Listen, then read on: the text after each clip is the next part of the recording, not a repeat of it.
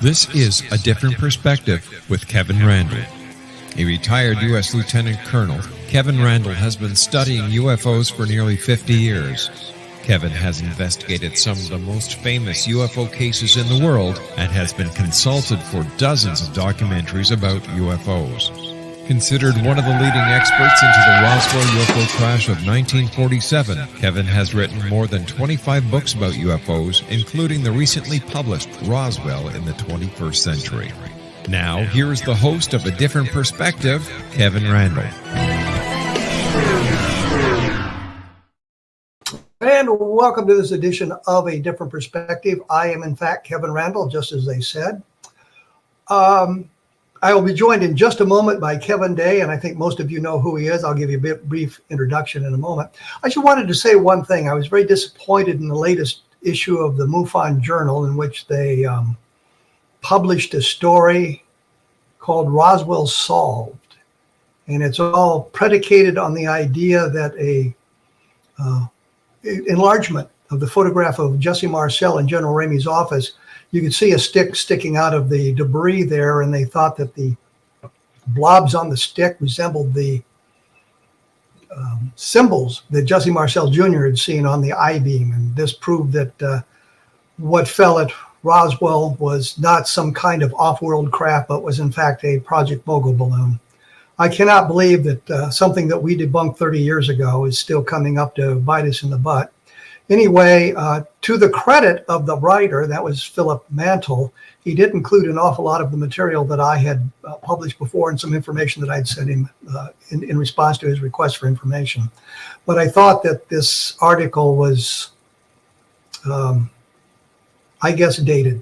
That was the best way to say it. Anyway, it's doesn't solve the case of Roswell. There's many things to argue against it. The best argument I can make is Project Mogul balloon was not recovered at Roswell as proven by the documentation, but that's where we are.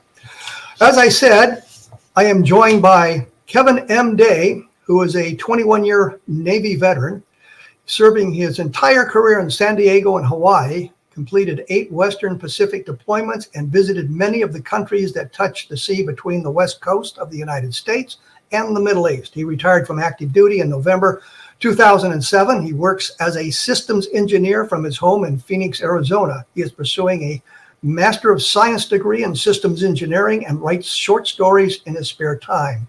His book is Sailor's Anthology, which is a fictionalized account of the NIMITZ TIC TAC UFO encounter that happened in November of 2004 off the coast of San Diego. In 2008, when he wrote the story, many of those people were still in the service. He chose to fictionalize the historical record in an effort to protect the identities of those still serving. When he tried to tell his story to others, he could tell that nobody really believed what he had to say, and they believed there had to be a more prosaic explanation, which is common throughout the UFO field, I suppose. Not knowing what else to do, he wrote the short stories and self-published them in the Library of Congress to hide in plain sight what has now become contemporaneous evidence of an actual event. He hoped that if the Tic Tac encounter became public knowledge, his book might serve as evidence now. The plan worked. He says that you can now hold a piece of history. And welcome to A Different Perspective, Kevin M. Day. I very much appreciate being here. I do have to make one correction right away. Yes. When I wrote the bio, I actually was working as a systems engineer out of Phoenix, and the same thing happened to me again when I went to DOD. I tried to raise my hand and say, "Hey, ladies and gentlemen, we got a safety issue here off the coast of San Diego." And I had run into the same problem when I was active duty. No one would believe us. You just kind of went over that. Same thing happened in DOD. And it got so bad, my boss asked me at one point, "What, or have you been smoking?" I got to tell you, Kev, that broke my heart, man. It broke my heart. So I quit. Well, I had a reputation for most of my military career as the UFO guy. When I went, after I graduated from college and was commissioned in the Air Force, I served briefly with the 442nd Tactical Airlift Group, which, by the way, had a major role in the D-Day invasion. I was not there for that, however. You were doing training. Yeah. But when that expired, the commanding officer said, would you like to stay on as a reservist in our unit? And there are 2 slots available, general's aide and intelligence. And not being that keyed in, I picked intelligence officer instead of general's aide, not realizing the opportunity being the general's aide would provide. The point is, as an intelligence officer, I had to have a top secret clearance, of course. And what I found out, my father knew the agent, OSI agent, who was conducting the background investigation of me. And they had 4 or 5 articles in that file that I'd written that was critical of the Air Force investigation of UFOs. Great. But it never impacted my my career. I would get information from people and things like that, but I never had a problem with it. Although I knew that most people inside the military didn't accept UFOs as extraterrestrial craft. So I understand where you're coming from. Yeah, I had kind of the opposite experience. I was never seen as a UFO guy my entire career. I was pretty much a straight stick, by the book combat systems training team member. And, when I was up and coming, I always kind of listened to Art Bell, Coast to Coast AM, and I always had a curiosity active. And, being out that much time at sea and behind radars and going out at night and looking at the stars, I was always kept it in the back of my mind, my eyes open, but I had never, ever seen anything. And I got to tell you, Kev, the really weird thing about this event, like you had mentioned, I had made 8 deployments. I was part of 6 different at-sea commands, including 3 admirals tours and 3 Aegis ships. And this is a very strange part of this scenario. And if I get emotional here, you'll understand why in a minute. Absolutely. My very first deployment, I had done really well on operations A school, graduated number 1 out of 90. And because of that, I worked really hard. Because I wanted first orders. I wanted to have a choice where I was going to go. I chose Vincennes, USS Vincennes, CG-49 out of San Diego, California. My first deployment under Captain Rogers. We deployed. I had gotten there, did the workup cycle. We deployed. It was during Iran-Iraq war. They'd almost shut down oil shipments in Iraq and through the Gulf there. And we were patrolling the Straits of Hormuz. I'm not real clear exactly what happened, but because it's very confusing. Our helicopter may have crossed the international line, and rightfully so. The Iranian bog hammers came out and to check it out. What the heck are we doing? So in their territory. And whatever happened, shots were fired at the helicopter, and we went to general quarters. We were, and they came at us. They were open fire. We opened fire back, and we ended up sinking 9 bog hammers. And the ship's twisting and turning, bobbing, and we're trying to land the helo back on board as we're trying to return fire and not get shot. And I was a newbie. I had nothing at all to do with the surface side engagement or the air side engagement. I had a pretty boring watch called JOTS, Joint Operation Tactical System. But the weird thing is, Kev, I was standing, my job was right behind Captain Rogers. I was the closest person to him behind anyone. And I was on a different net for my particular job, but I kept hearing conversation over on the other side, F-14, F-14. And what had happened was we were engaged in a surface engagement, and all of a sudden this new radar contact launched out of Bandar Abbas in Iran. And it was coming straight for us. And this weird part of me was thinking, Kev, you've been standing here for months. But so had everyone else in front of me. Isn't that a comm error? But I couldn't say nothing. But I knew. I don't know how I knew, but I knew. Well, I was going to say when you mentioned that you were assigned to the Vincennes, I knew that they had been involved in that incident with the Iranian aircraft. I was there at that time, so I can understand the emotion about that. Yeah. So you were right there in communication. Well, you were not in communication with the captain. I was standing here. I was fighting myself. Like, should I say something? Should I say something? I could have gotten us killed because a year before the Stark had gotten hit by an Exocet missile shot by an F-14. 37 American sailors got killed. So I was kind of in a quandary here. I didn't have any information on tacticals to provide, just my own instinct. In my experience of standing here watching the display all this time, but I kept thinking, everyone else had too. And the only reason why I didn't, I was like almost ready, and Captain Rogers stood up, make goddamn freaking sure that's not a comm error. And the next thing I know, he stood up, cycled the key, 2 missiles, 296 people. Yeah, that left an imprint on me. I almost got out. One of my best friends was Iranian. But I said to myself, no, Kevin, you can't get out. You've got to make goddamn sure this never happens again. Yeah, that's what I did. That's what I did, Kevin. I stayed in and I became the best of the best. Now, this is why, I went to Top Gun school and whole 9 yards. This is why this story is so strange, because when this Tic Tac thing happened off the SoCal coast in 2004. Now, SoCal, of course, is Southern California. Yes, sir, out of San Diego, right there in the Whiskey 291 operating area. Believe it or not, I was getting ready to retire. That was my very last time on a ship. So that's the bookends of my career. Shooting down an Airbus, tracking and intercepting UFOs on the other bookend. Now you tell me what? And so the ship comes into port. I transfer, go to the Admiral over in Commander Naval Air Forces in Pacific. I tried to say something, and people looked at me like I'd been smoking. And I mean, you should have seen it, man. And like in air defense group meetings, people kind of get in sidebar discussions, like looking over at us, whispering, and they ran cartoons in the papers, and they really clowned us pretty good. And after a while, I just kind of shut up. I never did tell my friends and family about it until about 2 years later. Well, I can understand that. Yeah, and so I missed. I was E8, Senior Chief Petty Officer, and I was up for E9, and I had a pretty good shot of making it. But for whatever reason, they only made one E9 in the whole Navy that year. I would say that making E9 is the epitome of an enlisted career. You're at the very top, the very pinnacle of an enlisted career. It's so few men make.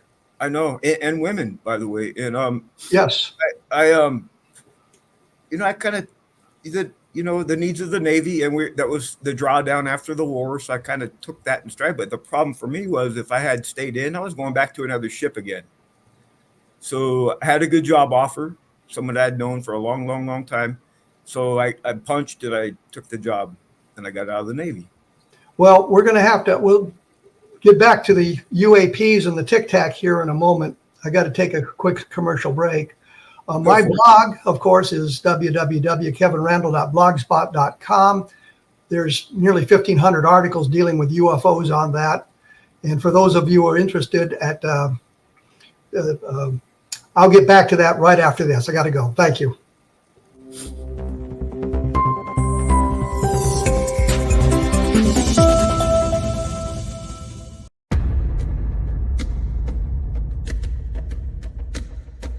Are you ready for a tale that will leave you on the edge of your seat? Get ready to dive into the gripping memoir by Bart Sibrel titled Moon Man. Bart Sibrel takes you on a heart-pounding journey, unmasking the truth behind America's famous Apollo missions. Prepare yourself for hair-raising encounters with agents from the U.S. government's top secret agencies.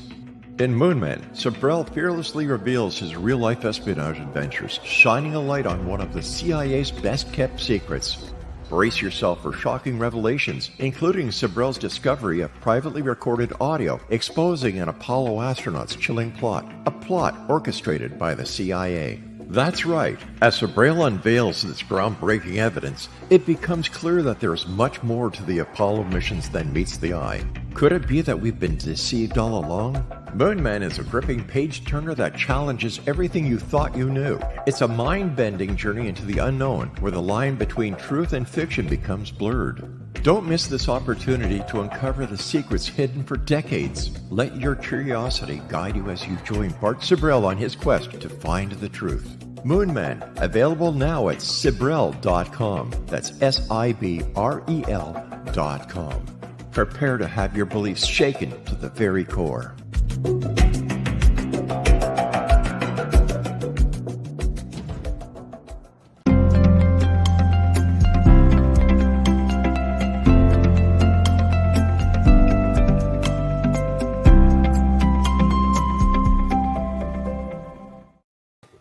And I am here with Kevin Day.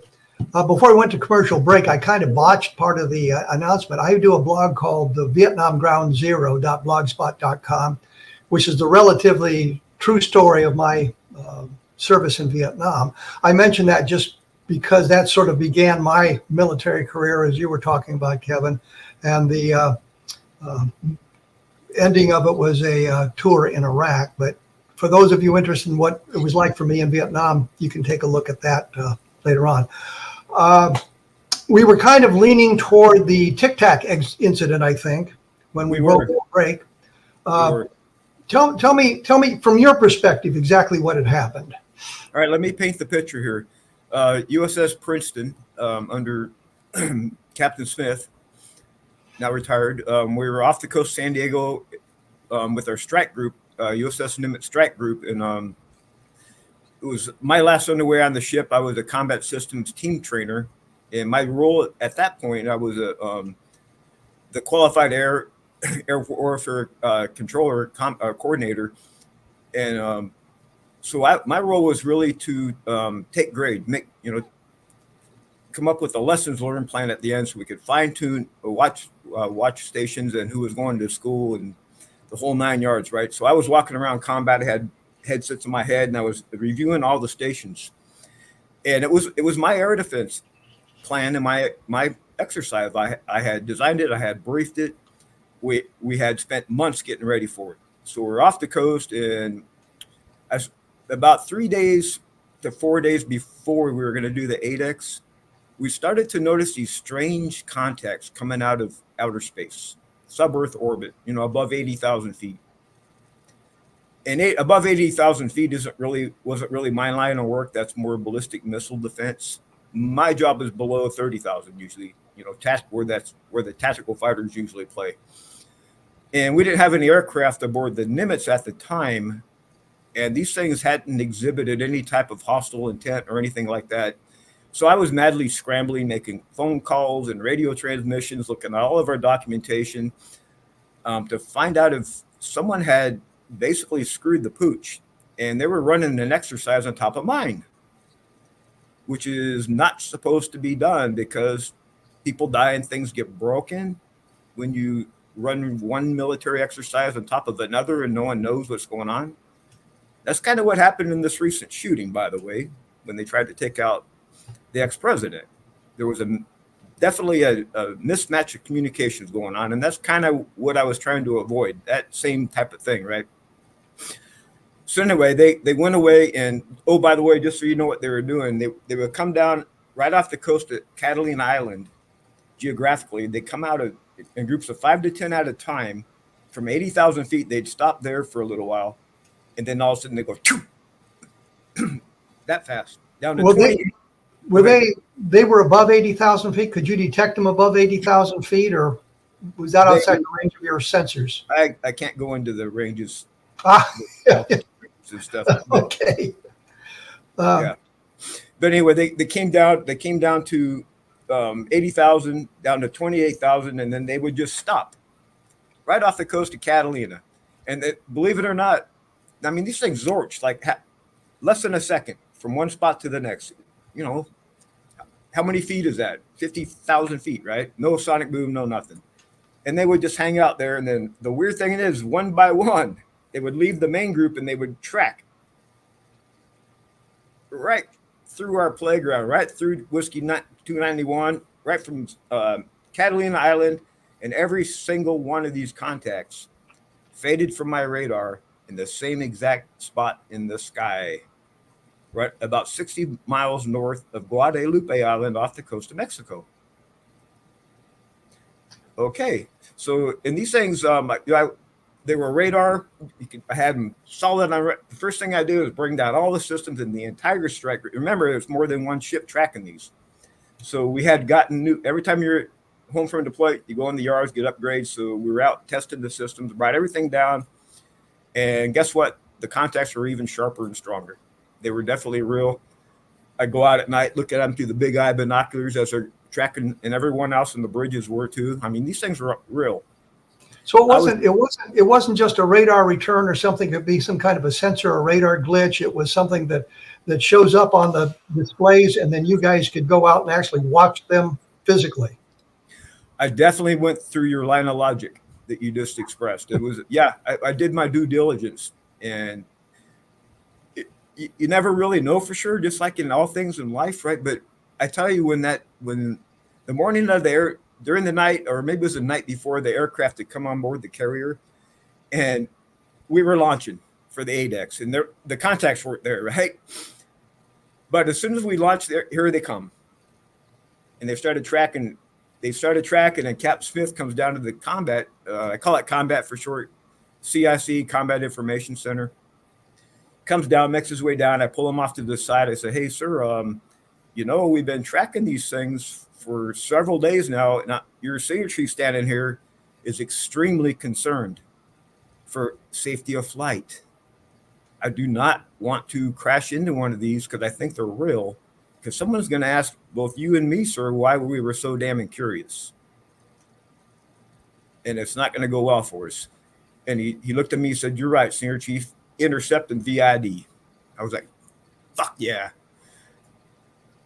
I went back to the air side, and I was greeted by a bunch of smiling, happy faces, because that's exactly what we wanted to do. So Commander Fravor launches. He was that kind of guy. He's a commander of the Fast Eagle Squadron, Top Gun pilot, good to go, right? He launches. We we suspend the exercise because we're going to transition to a railroad tasking. We take control.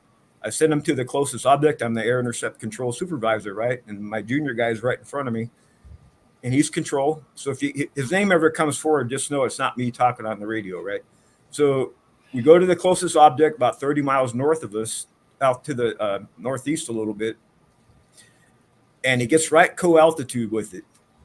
And it's him and the wingman, right? Fast Eagle 1 and 2. They get in the merge plat, which on the 2D display, you're looking at the symbology. We're not looking at raw radar. We have little symbols, like Egyptian symbols looking things that we look at. As soon as he gets in merge plot, the thing drops 20. He says 20,000. I seem to remember 28,000, but we'll go with his number. 20,000 feet down to 50 feet above the water in 0.78 seconds. No sonic. And that was displayed on your sensor arrays? Absolutely. And his visual observation. Absolutely. And every symbol has its own track number, like 4456 or whatever it is, right? The track number didn't change. It was the same object, right? So he goes chasing it down. He leaves the wingman up high. He goes chasing it down. He gets down co-altitude. This object, whatever it was, recognizes him. And I'll tell you why later. He gets in a little dogfight. I have the comms on the overhead speaker, and all of a sudden, this guy is a Top Gun grad, right? Top Gun, badass, hours in combat, 6,000 hours in his logbook. And on the radio, all of a sudden we hear, oh my God, I'm engaged. Just like that. We're like, what in the, what? Yeah. And right then, and these are his words, I saw this on radar, the thing disappeared right in front of him. And I swear to God, you know where it went? This will put hairs on to make the hairs on your arm stand up. Like if this is the aircraft carrier, right? Let me get it in the display. And over here is the bad guys. We put up, and next up here, we put up stations here, all pre-populated. So all the pilots know where to go, what station they're going to man already. It's all briefed and everything. We hadn't even manned any stations yet. He was the first one to launch. Guess where that object went? To his first station. It went to his. That's what I say, his station. Yeah, his. Not close, Kevin. Exactly on the long altitude, everything. And how do you react to something like that? So we reacted by canceling training, is what we did. Now, I want to kind of fast forward to what happened here a little bit. Well, let me ask you a question. Let me ask you a couple of questions here. Was all of this? I'm assuming all of this was recorded. Absolutely. So not only the displays and the sensor data was recorded, but the communications was recorded, and Yep. and what was going on in the aircraft was recorded. Absolutely. So it's not just your interpretation or his interpretation of what he was seeing. We've got it documented as well, so it can be looked at by people who can interpret it from I guess a calmer position, because they're not engaged in the activity. Yeah, and there's real good reasons for it. Obviously, number one, you want if there's an accident, you want something to figure out what the heck went wrong, right? Number two, you got lessons learned, so you can go back and apply lessons that you've learned. Oh, we can do that part better. And the third reason, there's other reason, but a third reason might be technical, like something glitched in the system or something. We got to record it and figure out what happened. But yes, the answer is yes. It was all recorded. And during the night, a helicopter came on board the ship. I was in my rack sleeping when this happened. Apparently, two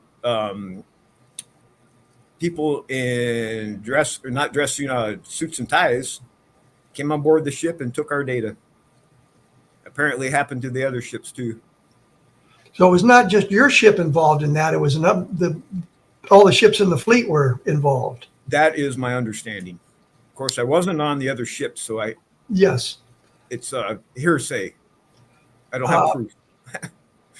But the helicopter, well, you weren't there, you didn't see it. Was anybody able to identify where the helicopter came from? Do we know who these people were? Short answer is no. I'm sure there's people that know, but I never found out. You're not one of those lucky people. I wasn't one of them, no. But the captain would know. I'm not even sure he knew. Well, he would know where his orders came from. I can't believe he'd surrender that information without some kind of authority to do so. Well, you got to remember, underway on a ship, we've got helicopter operations coming and going all the time for all kinds of personnel transfers, logistical transfers, training and lessons learned and stuff like that. So we're constantly setting flight quarters on the ship. Now, for example, if the admiral's coming on board the ship to visit us, the captain's definitely going to know, and be tuned in onto that. But if there's just like a parts run or something that's come over the ship, he may know about it, but he's okay, got it. It's part of the plan of the day. Check. Let me know if something goes wrong, type of thing. So the clean answer is I'm not real sure what he knew and what he didn't know. I was never told. But I'm thinking that this would be something. It's not like a parts run. It's not like the admiral showing up. It's these two guys showing up, and they're taking the data from you guys. The captain would have to know that. I cannot think of a situation in which he would not know these guys are coming on board and they're authorized to take this material away with them. Well, he definitely knew that part, but maybe he didn't know the why part of it. Well, yeah, that or or probably you shall do. Yeah. May not have known the agency they represented either. I'm going to have to take another quick break here, and we'll get back to discussing this in just a moment. Once again, I say try to do this in the right order. The blog on UFOs is kevinrandle.blogspot.com. There's an awful lot of information up there. Shows from the past are also available through that blog as well. I will be back right after this with Kevin Day, and we'll be talking UAP.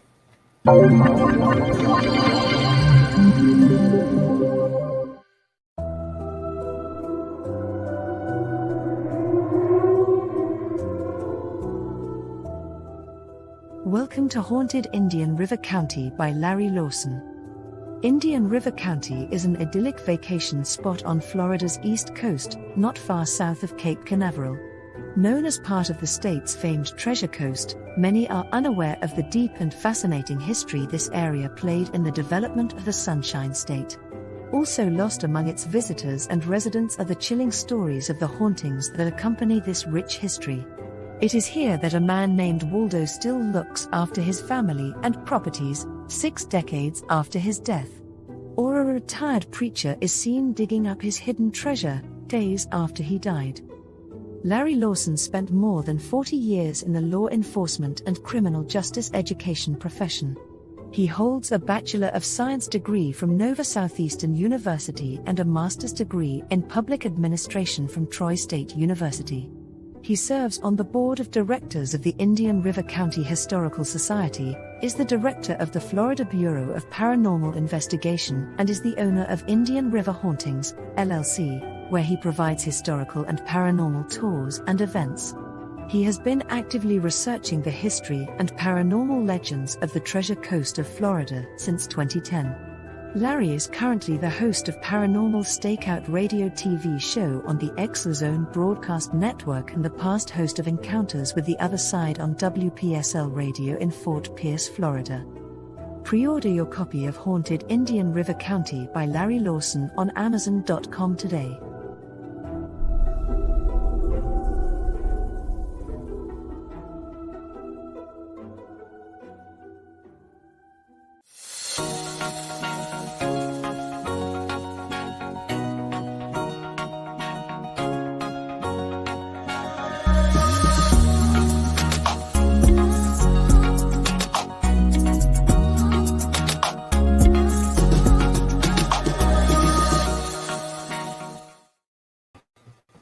And I am here with Kevin Day. And before we get back to our discussion of the Tic Tac incidents, I guess we could call them, I'm always very bad at promoting my own work, but I want to say this.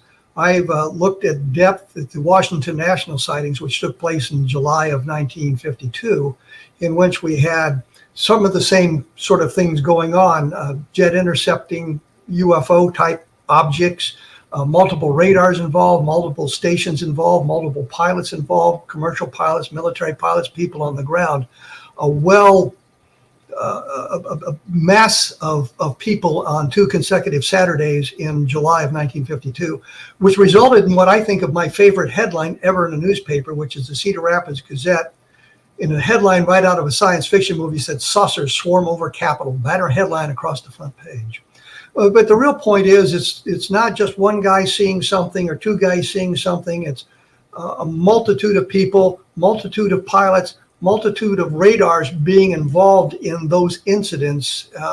And when the fighter interceptors would arrive in the area, many of the UFOs would just disappear from the screen. And once the fighters left, they would all come back. And that's from what the people in the radar room told me, both Dewey Fournay and Al Chop. Both men were there, and I had an opportunity to talk with both. So we're now involved with this. This was not just a single sighting. This was a series of sightings as well. Is that correct? That's correct. It was over the course of about the November 10 to about the November 16. They came in groups of 5 to 10 at a time. If you counted up all the objects and all the groups, it was about 100 of these objects. Could it have been the same 4 or 5 objects being repeated, or was it obviously different objects being observed? Oh, man. Is it possible? Yeah, but I don't think so, and here's why. Over the course of that time, they transited our operating area 1 object at a time. And like I had said, they all disappeared off radar in the same spot in the sky.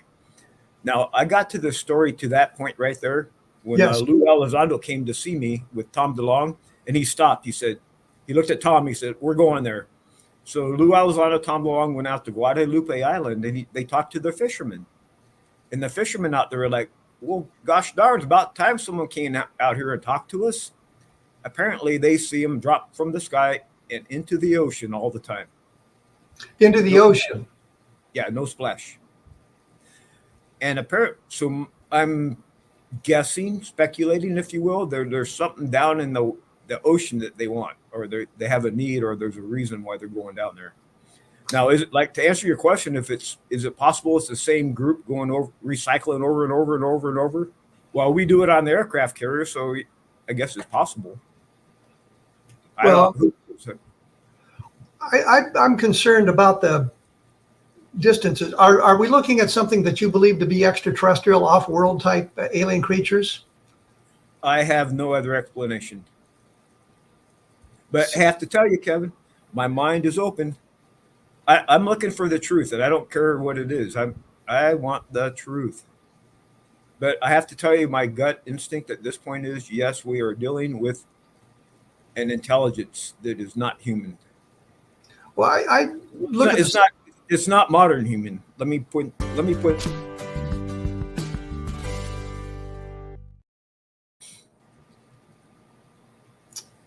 I'm thinking of like the Roswell case.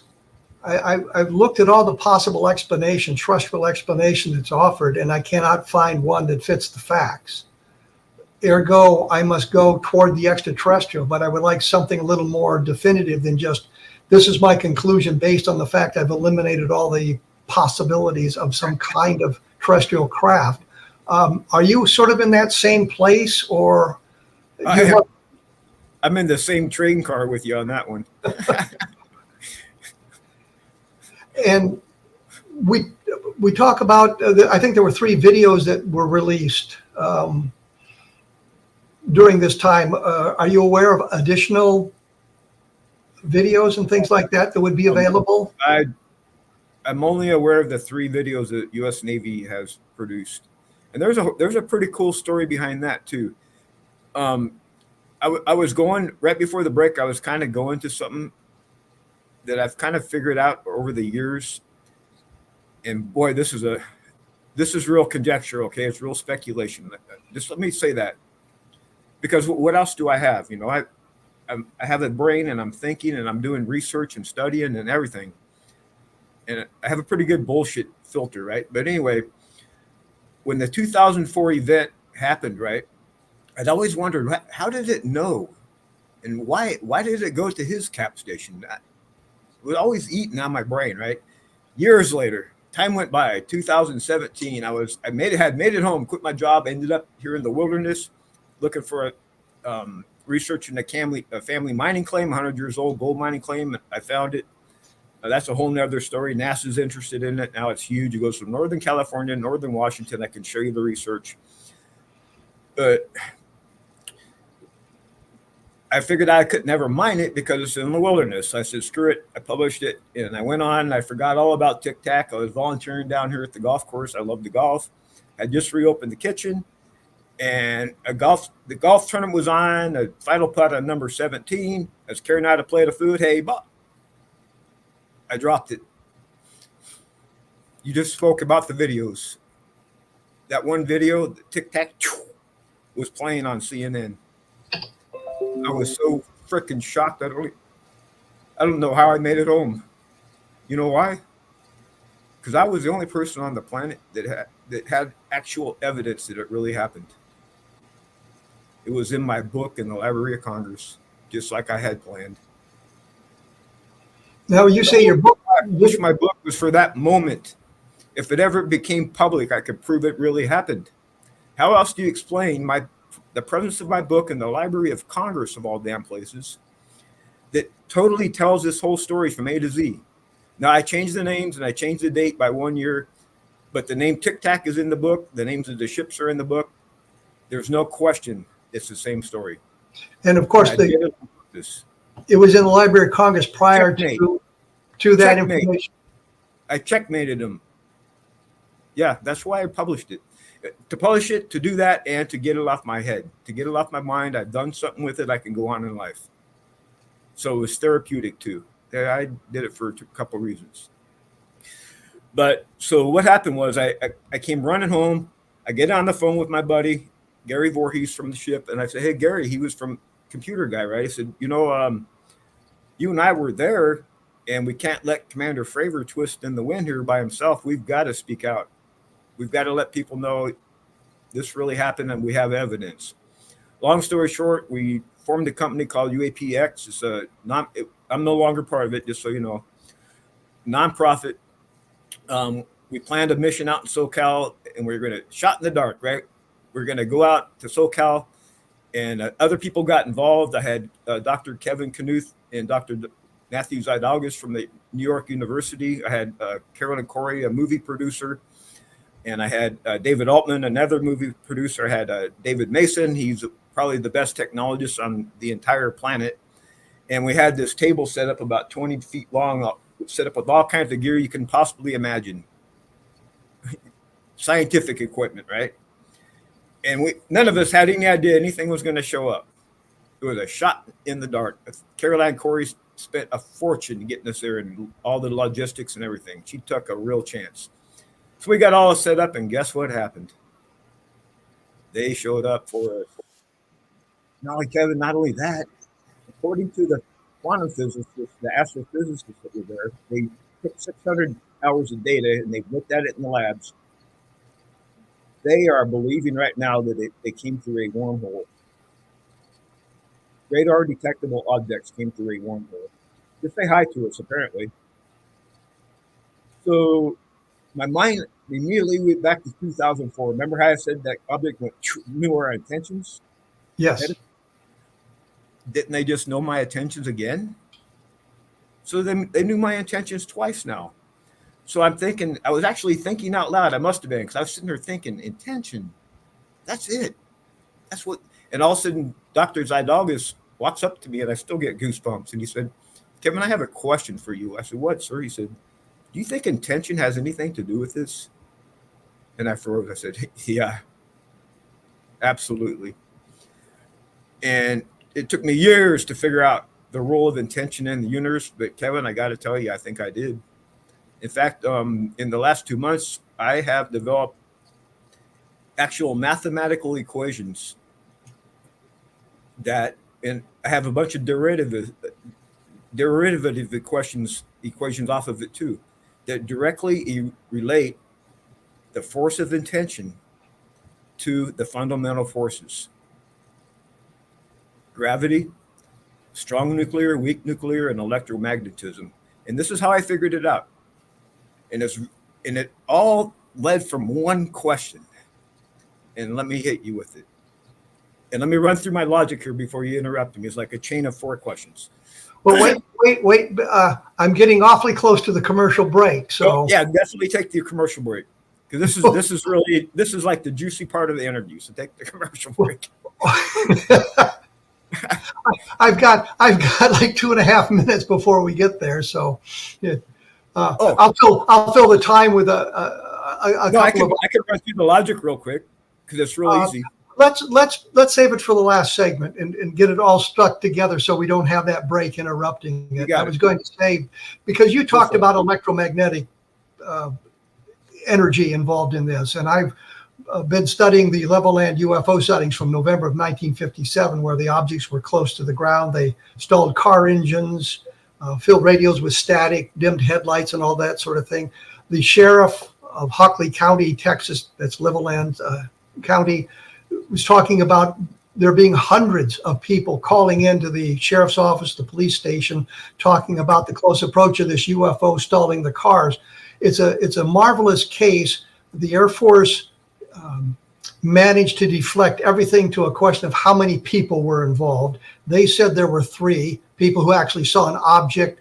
Don Kehoe, who is the director of the National Investigations Committee on Aerial Phenomena, which was a civilian organization, Major Don Kehoe, who had been a Marine pilot, as a matter of fact, said there were 9. I went through the Air Force file and found 13 people.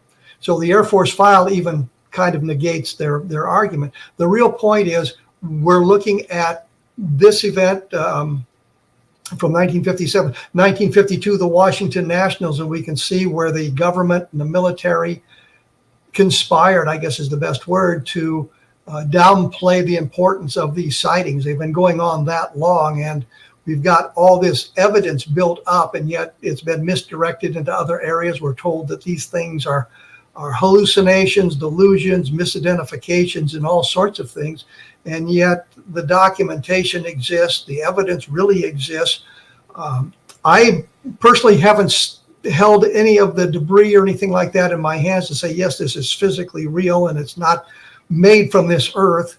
I would like to see that. But once again, I will say that all of the things that I have seen with the Roswell case and these other cases, we've eliminated the prosaic, we've eliminated the terrestrial, and we have no explanation other than we move toward the extraterrestrial. When we come back in just a moment, we'll get to your logic, and we can do it without having to interrupt it. We will be back right after this.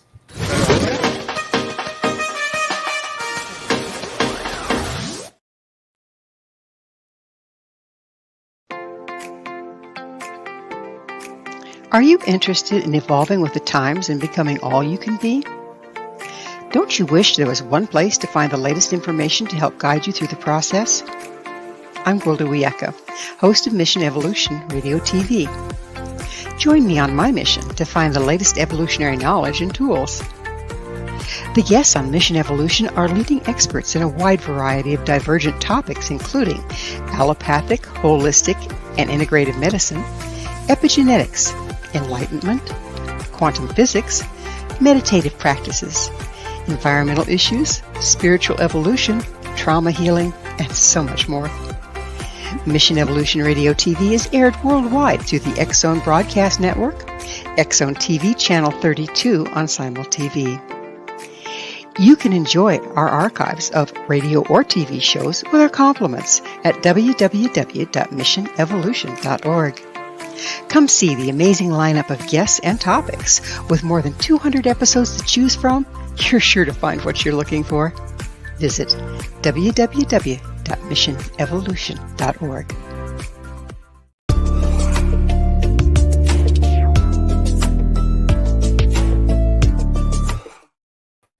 I am joined by Kevin Day, and before I let him get into his long process here, let me just say, for those interested in verifying some of what he said, you can go back and you can find his book, Sailor's Anthology. It's available on Amazon. You can check out the publication dates and see how it predates the release of the Tic Tac information, kind of validating some of what he's saying here.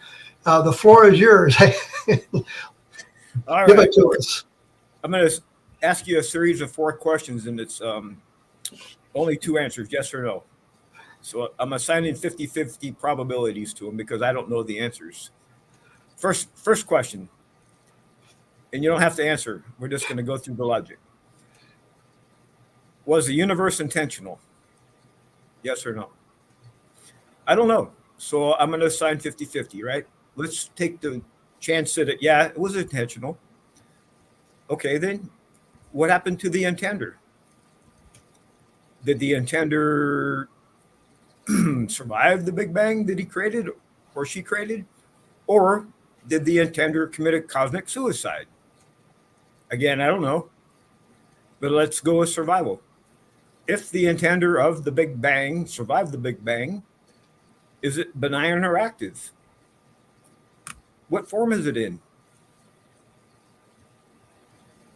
Again, I'm going to say it's active.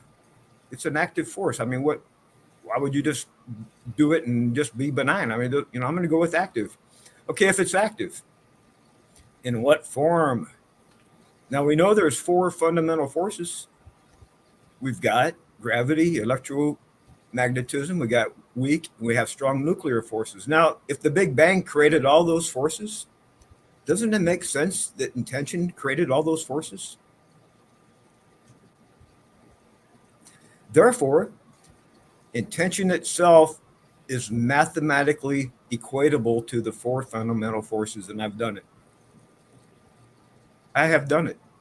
Now, when I say I've done it, I have formulated the equations, and I had AI help me populate the statistics behind them. So therefore, my math is solid. Now, I have a bunch of derivative equations built off of this principle that intention is directly related to fundamental forces. And one of the things I've done recently is I've integrated the Mandelbrot fractal set. And what a fractal set is, imagine how coral grows, right? It starts with 1 and it kind of spreads out, and it's the same coral cells growing over and over and over and over. Where the same kind of fractal effects happen in sociology. All kinds of phenomenon. You get one idea in the public and it'll just kind of spread, and it builds like micro intentions suddenly become macro intentions. It's all fractal. It behaves like a fractal. So I use my frameworks, and what I've done is I've taken Chat GPT and I've trained my frameworks. I have a bunch of them now, And all I have to do is use a plain language query, and it selects the right framework to use, and it spits out probabilities within about 2 seconds. And one of the things I've been playing with is, because the elections are hot and heavy right now, I've been doing like one of the frameworks I have is called, excuse me, it's called Future Intentions Likelihood Scale. I call it FILS. Future Intention Likelihood Scale. And what it does is my equations they have API written into them. So if I need a data point, what it does is the API reaches out to the web and pulls in that piece of data to the equation, and then the next piece will pull its part in, and then the next part pulls its part in, and then pulls its part in. And in the back end of the system, it goes through algorithms to make sure that the data is smooth and balanced, and it's reported fairly. And AI is doing it, okay? And it spits out a statistic. And you may not like what I'm about to say, because I don't know any political affiliations, and I'm an independent, just so you know. So I've been running this model against Donald Trump versus Harris. And you can guess where the integrity values are. Harris's are about double what Trump's integrity values are. The values I'm getting back off from former President Trump in terms of integrity and stuff like that are abysmal. Absolutely abysmal. Which gives me great cause for voting for him because of that. And I'm apolitical. My problem is that because of my own research and what my models are showing me, I don't know what to believe. Anything he said, I don't know if to believe it or not. That's the problem. Well, have you applied? Go ahead. That's just one application, huh? Have you applied this to the UAP? Have you asked questions of the AI about the UAPs that you've encountered?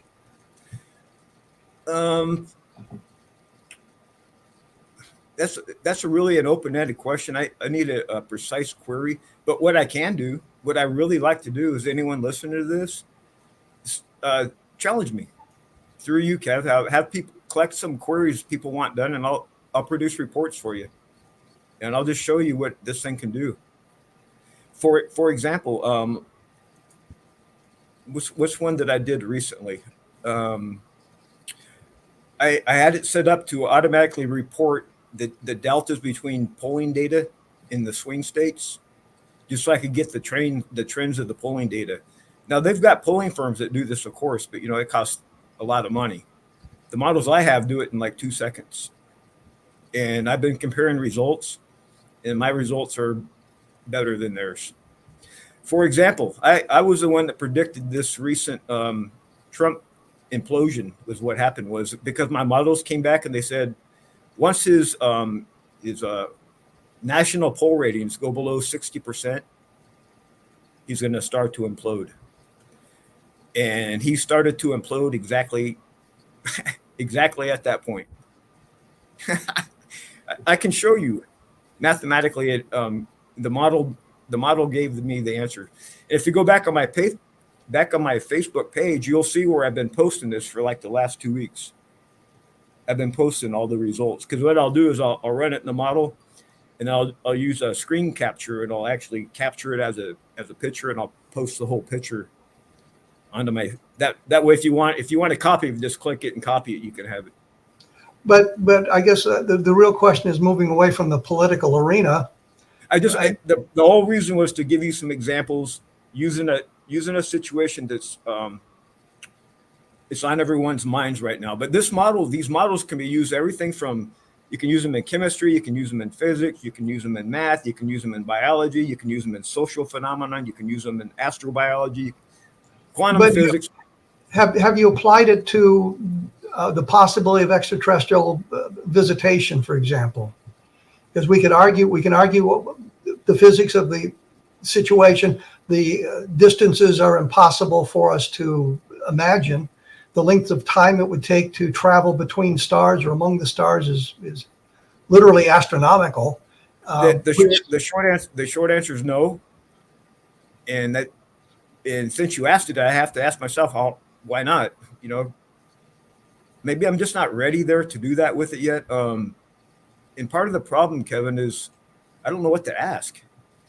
I mean, in order to get the right answer, you have to ask the right question. That's the key to this whole thing. You have to know what questions to ask. Otherwise, you're going to get the wrong answers. Well, I know David Rudiak, who's been trying to interpret the Ramey memo, which is this document General Ramey was holding in his hand when he was photographed in 1947, about the text. And he's run that a number of times, but the answer changes. That's great. Hey, do me a favor, send me that, and that's a perfect thing for my model to test. That's exactly what I want to test right there.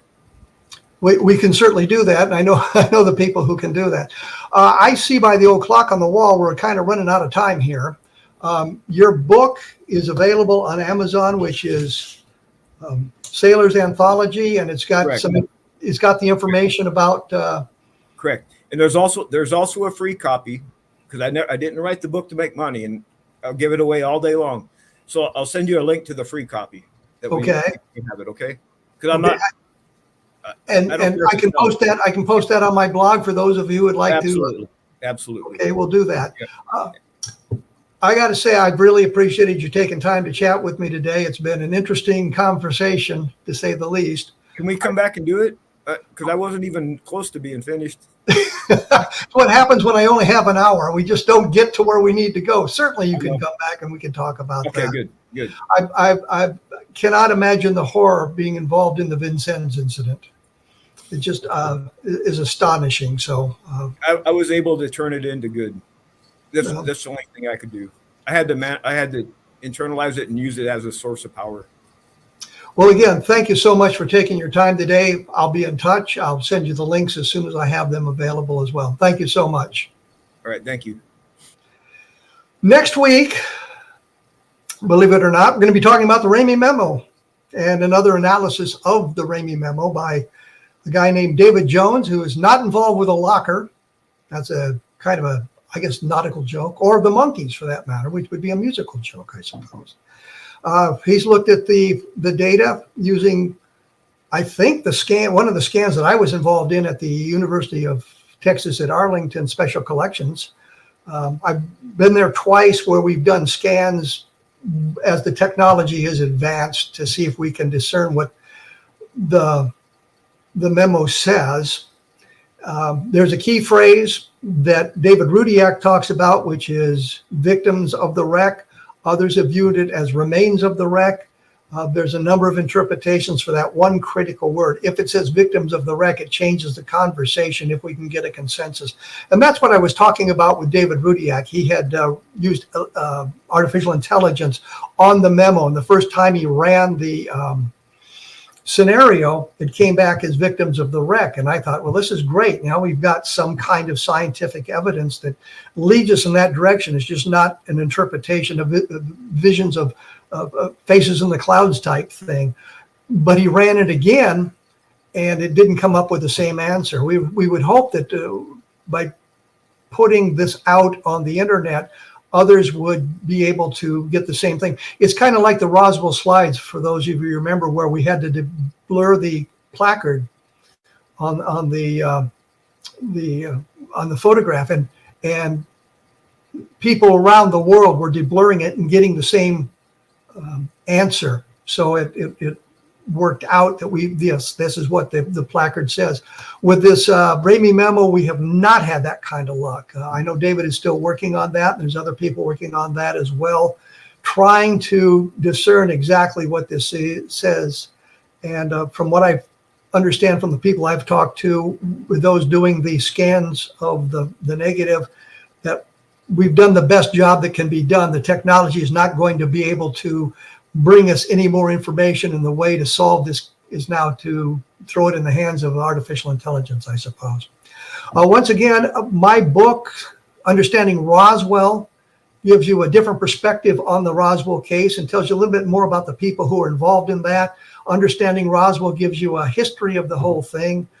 My book, Level Land, of course, talks about level land, and the Washington National Books talks about that setting. I will be back next week with David Jones, and I'll talk to you then.